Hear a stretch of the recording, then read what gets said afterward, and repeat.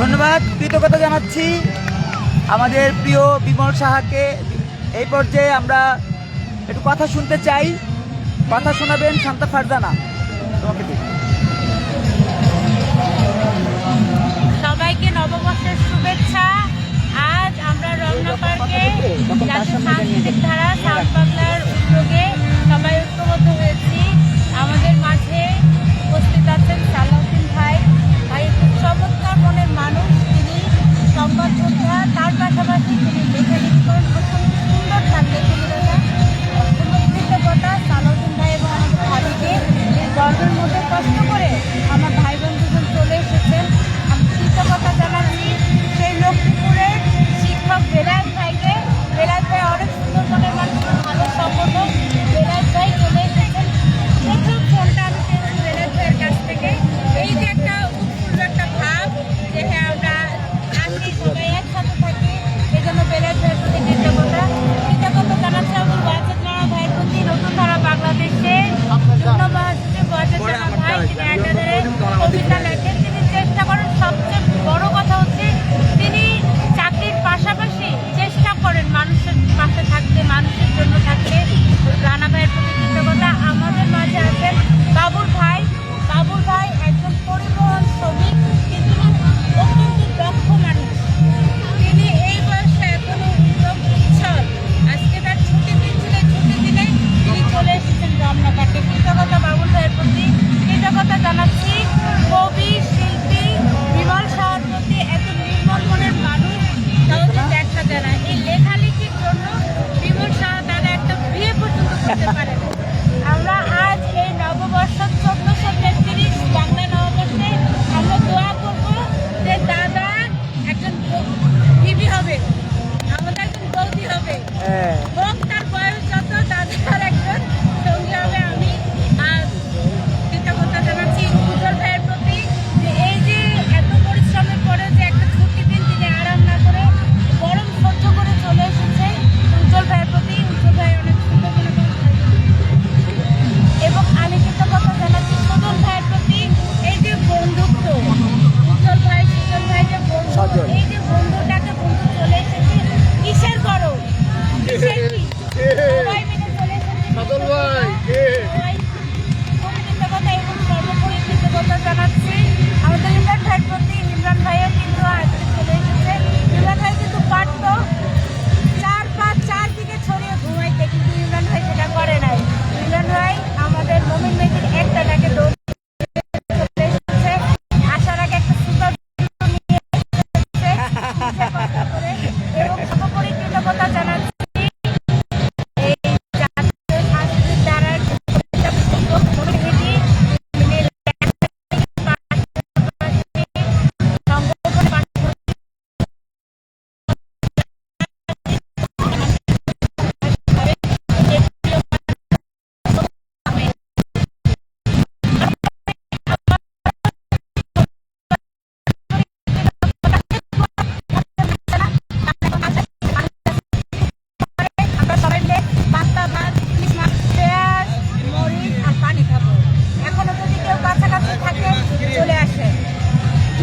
ধন্যবাদ। আমরা কথা শুনছিলাম, এই পর্যায়ে কবিতা শুনবো। আমাদেরকে কবিতা শোনাবেন সালাউদ্দিন ভাই, সালাউদ্দিন মাহমুদ। দুজনকে ভাবিকে আর ওনাকে দুজনকে একসাথে দেখাবেন।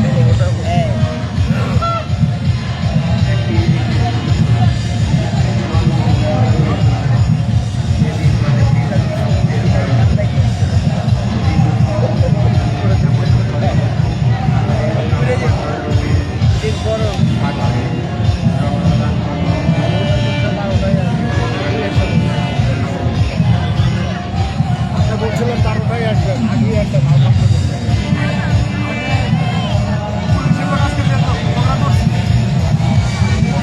কবিতা শোনাচ্ছেন কবি সালাউদ্দিন মাহমুদ।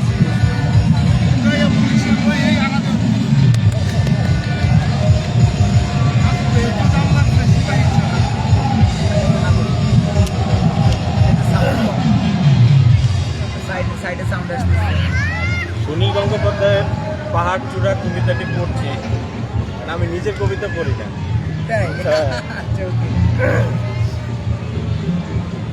অনেক দিন থেকেই আমার একটা পাহাড় কেনার শখ, কিন্তু পাহাড়কে বিক্রি করে তা জানি না।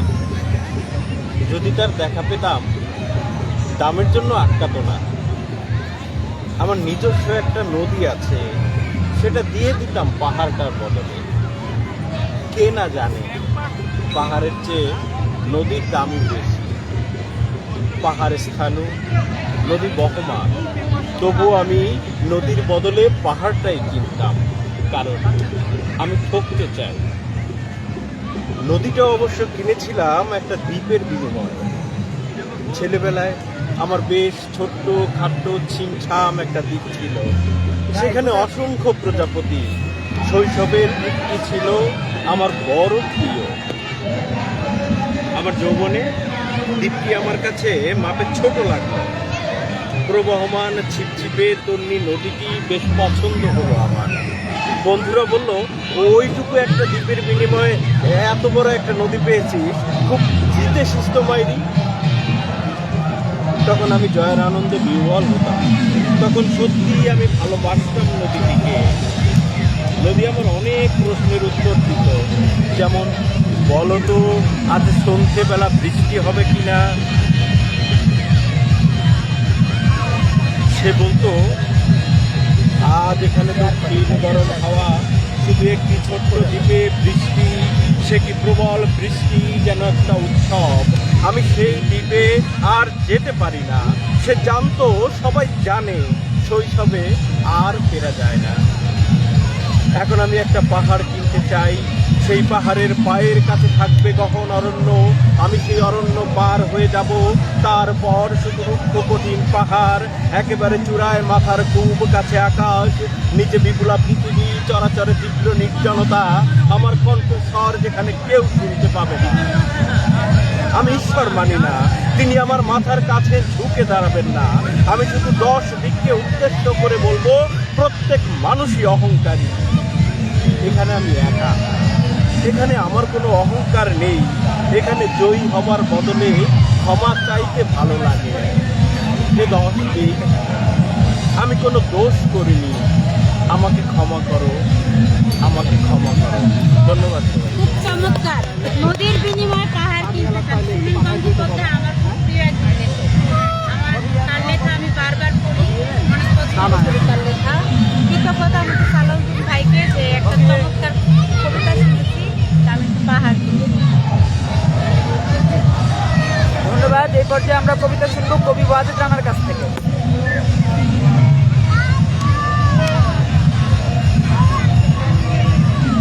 কবিতা শোনাবেন? কবিতা আছে না? হ্যাঁ, শোনাবেন, ঠিক আছে, নিয়ে যাবেন। আসসালামু আলাইকুম। উপস্থিত সম্মানিত আমার প্রিয় ভাই বোনেরা, এবং যে যেখান থেকে দেখছেন, আজকে বাংলা নববর্ষের শুভেচ্ছা। 1433 সবার জীবনে সুখ শান্তি হোক, এই কামনা করে আমি একটি কবিতা আবৃত্তি করব।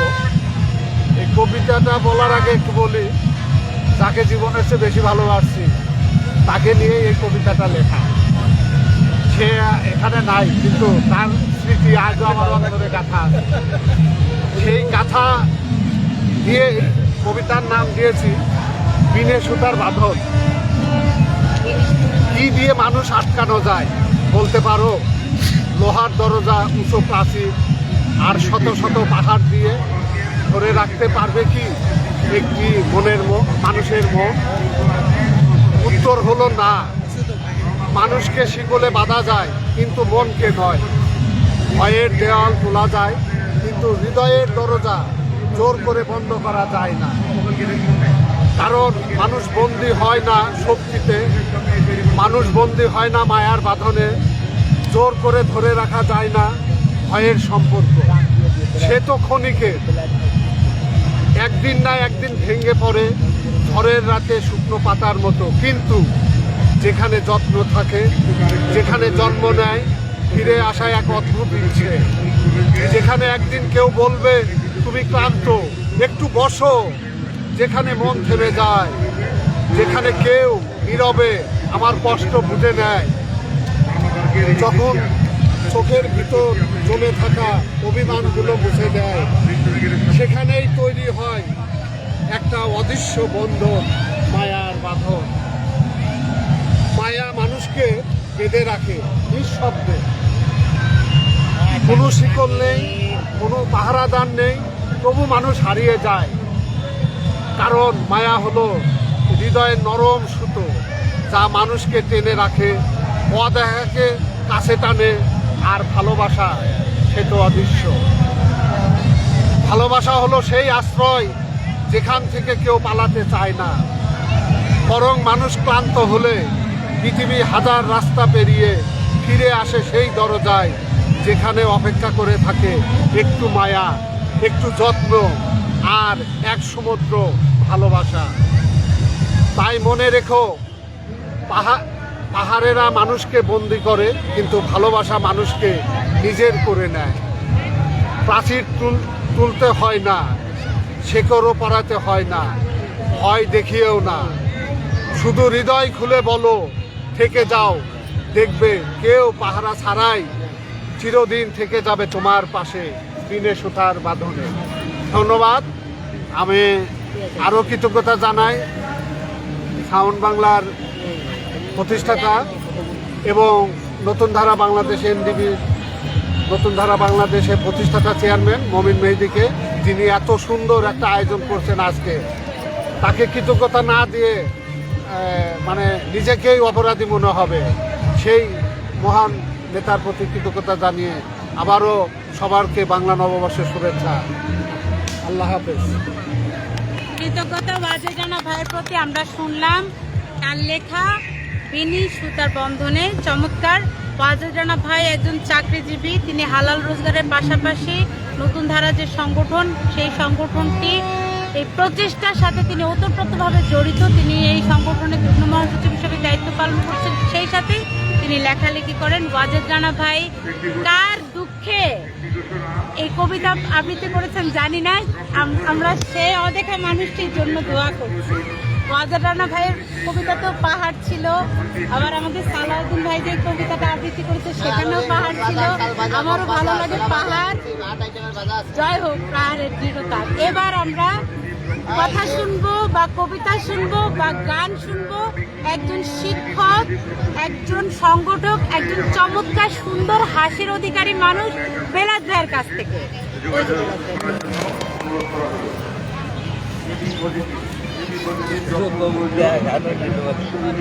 আসলে আজকে আমরা নববর্ষ উপলক্ষে আমরা আজকে সকল ভাই বোন এবং যারা উপস্থিত হয়েছেন সবাইকে জানাই শুভ নববর্ষের শুভেচ্ছা।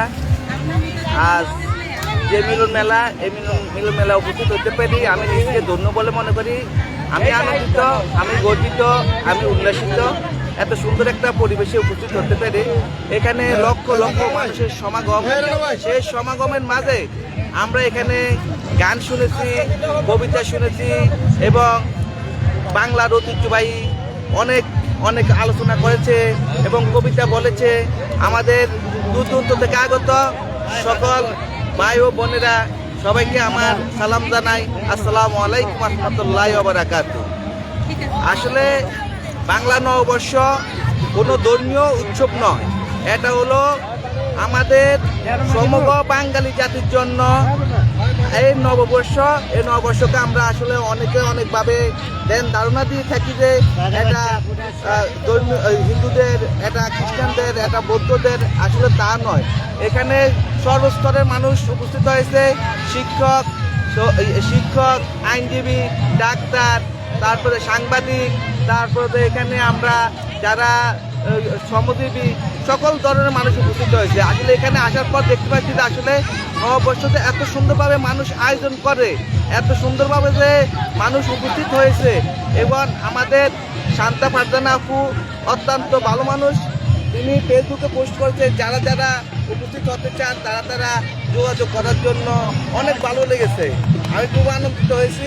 আমি আমার বন্ধু হামিদুল ভাইকে নিয়ে এসেছি।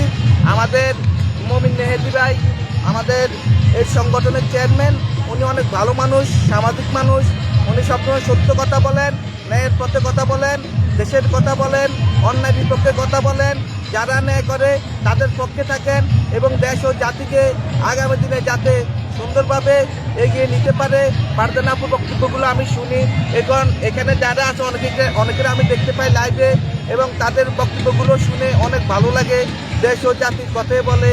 আমরা আজকে এখান থেকে সকলের দুঃখগুলো মুছে আগামী দিনে আমরা যেন সুখে আনন্দে সবাই একের কাঁধে কাঁধ হাত রেখে তালে তাল মিলিয়ে দেশ ও জাতিকে সামনের দিকে যাতে এগিয়ে নিতে পারি, এই আশা ব্যক্ত করে আমি আমার বক্তব্য এখানে শেষ করছি।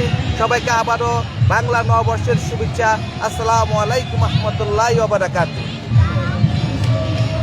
থ্যাংক ইউ, কৃতজ্ঞতা বেলায়েত ভাইয়ের চমৎকার কথার জন্য, যে নববর্ষ কোনো ধর্মীয় উৎসব নয়। আসলে তো তাই, একদল ধর্মান্ধ ব্যক্তি তারা এই নববর্ষকে মানে ধর্মের সাথে, ইসলামের সাথে মিলিয়ে তারা খুব ম্যাসাকার করার চেষ্টা করছে এবং প্রতি বছরই করে। এটাকে হিন্দুয়ানি সংস্কৃতি, এটাকে ভারতের সংস্কৃতি এভাবে বলার কিছু নাই। আমার নামাজ পড়ার সময় আলাদা, আমার রোজা রাখার সময় আলাদা, আমাদের সংস্কৃতি পালনের বিষয়গুলো আলাদা। আমরা যেভাবে ঈদ পালন করি সেভাবে আমরা নববর্ষ পালন করি। শুধু আমাদের বাংলাদেশে কেন, ইন্দোনেশিয়া, মালয়েশিয়া, ইরান, ইরাক প্রত্যেকটা মুসলমান দেশেই কিন্তু স্ব সাংস্কৃতিক অনুষ্ঠান হয়। ধর্মের সাথে সংস্কৃতি মিলিয়ে ফেলার কোনো অর্থ নেই। তাই এবার আমরা কবিতা শুনবো আমাদের প্রিয় মানুষ, নির্মল মনের মানুষ বিমল সাহা দাদার কাছ থেকে। তিনি লেখালেখির জন্য একটা বিয়েই করতে পারেন। বিমল দাদা, আচ্ছা, আমাদের আজকের আয়োজনের পক্ষ থেকে অতিথির সাথে আসা আমাদের ভাবির মাথায় এটা পড়ে দিই। আমাদের ভাবি, আমাদের অনেক কিউট চেহারার ভাবি, ভাবিকে আমরা শেষ করেই দিই। আচ্ছা, এটা ভাবি পড়ায় দিবে শান্তাকে। ভাই ছবি নিতে পারেন না তো? ছবি আপনি ওই যে ভাইয়ের মোবাইলটা নেন। এটা বাবু তো আচ্ছা পরে নেই তো। আচ্ছা দেখ, এটা কি বড় হচ্ছে? দেখেন মোদি যেটা আপনার ভালো লাগে। ঠিক আছে দেখ, আপনাদের দিয়ে নিন না, আপনার মোবাইলটা দেন ভাইয়া, আমি তুলে দিই। আপনি আমাকে দেন, আমি তুলে দিচ্ছি। ওই ছবিটা ওঠানো হয়। কোনটা? তুমি একটু পড়ায় দাও। আচ্ছা, আমি তুলি। ওর বাসায় যে ইয়ের কাছ থেকে নিয়ে যায়, ছবি পরে এসে উনি দিবেন। হয়েছে। আচ্ছা, আরেকটা ছবি নেই, আরেকটা ছবি। আচ্ছা, আরেকবার একটু হবে।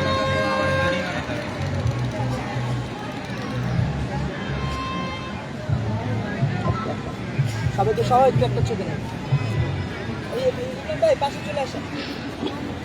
সবাই একটু পাশে থাকেন।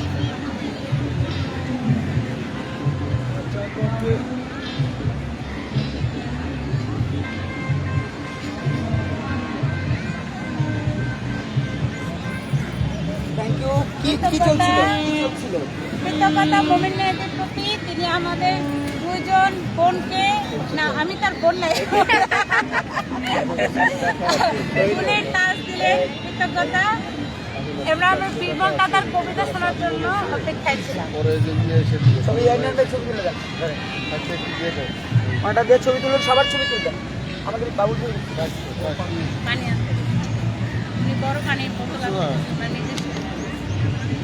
নববর্ষে এটা সবাইকে নিয়ে শুনুন ভাই, সবাইকে নিয়ে। জগৎ প্রভুর ঘাটলায় স্নান, মা মাসিমার সাথে খাসির মাংসের ভূমিকা খাই মাসিমা। এখন ওখান থেকে সবাইকে নিবে। নববর্ষে নিমন্ত্রণ দেয় উজ্জ্বল ভাই কই যান? হরিপদ বসে সাহা। শুনতেছে তো? মাছও থাকে, মাংসও থাকে, উজ্জ্বল ভাই গরম লাগে? পঞ্চব্যঞ্জন হাত, কলার পাতা, আমের পল্লব, বিল্লপত্রের এটা বিছায় চয়ন, ফেলছে। গণেশ পূজার হালখাতা, আলোকিত নয়ন। রমণীরা মন্দিরে যায় অর্ঘ্য নিবেদনে, লাল তরমুজের উপাচার তৃপ্ত জনে জনে। মাইকের শব্দে এগিয়ে যায়, সঙ্গীতের সুর ভাসে, নববর্ষের আবাহনে ধরণীরা হাসে। স্টেডিয়াম মাঠে গিয়ে মেতে থাকি খেলায়, সাহিত্য সংস্কৃতির আসর বসে মেলায়। ধন্যবাদ আপনাদের সবাইকে। কৃতজ্ঞতা জানাচ্ছি। ভাইয়া কি গান গাইছেন? কবিতা বল, মানে ভাইয়া কথা বলছে ভাইয়া, কিছু বলবেন? আচ্ছা, আপনাদের সবাইকে কৃতজ্ঞতা জানিয়ে আমি একটা কবিতা শোনাতে চাই, হ্যাঁ, অবশ্যই। যদি আপনাদের অনুমতি থাকে। এখন আমরা কবিতা শুনতে যাচ্ছি জাতীয় সাংস্কৃতিক ধারার পৃষ্ঠপোষক কলামিস্ট কবি মমিন মেহেদী। কবিতার নাম মুগ্ধ করেছো তুমি। সূর্য হাসার আগে দেখি তোমার হাসি, রোদের আগে তোমার মুখ, সুখের প্রলেপ লেপতে থাকে কাজল হয়ে তাই। তুমি ছাড়া আমি কিংবা আমি ছাড়া তুমি মোহনাহীন নদী। যদি দেখো কালের দুয়ার খুলে পাবে বরাবরের মতো অবিরত তোমার আমার স্মৃতির জাদুঘর। আরেকটা কবিতা শুনে, কবিতার নাম হচ্ছে আর কত কষ্ট করতে পানির বুনির লয়া, মানে তো ছিল আমাদের। আচ্ছা ঠিক আছে, ভালো কথা, নিয়ে এলাম। ঠিক আছে, ভালো কথা। কৃতজ্ঞতা আমরা এখন সবাই মিলে পারি না। আমি মাছ উঠতেও পারি না, উনি কিভাবে যেন ছুরি দিয়ে মাছ কাটে, মাছ ভাজিও করছে উনি, সব উনি করেছে। এই পান্তা ভাতটা উনি বানিয়েছে। সবাইকে কৃতজ্ঞতা জানাচ্ছি যে আপনারা আমাদের ডাকে সাড়া দিয়ে এসছেন। সবচেয়ে বড় কথা হলো যে বাসায় যারা কাজ করে তাদেরকে তো আমরা বন্ধু মনে করি, বিশেষ করে আমাদের বাড়িতে বন্ধু চাইছে আপনার কাছে। না, কেমনে কি সম্ভব? এখন না, আমরা পরে পরে তারপরে আপনি কিভাবে কথা বলেন? পরে খাবো, এরকম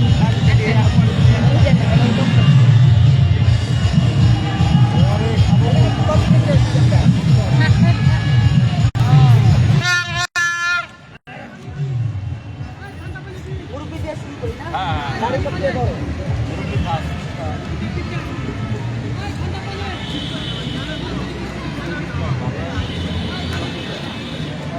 সবাই মিলে খাওয়া দাওয়া তো বড় জিনিস না, সবাই মিলে একটু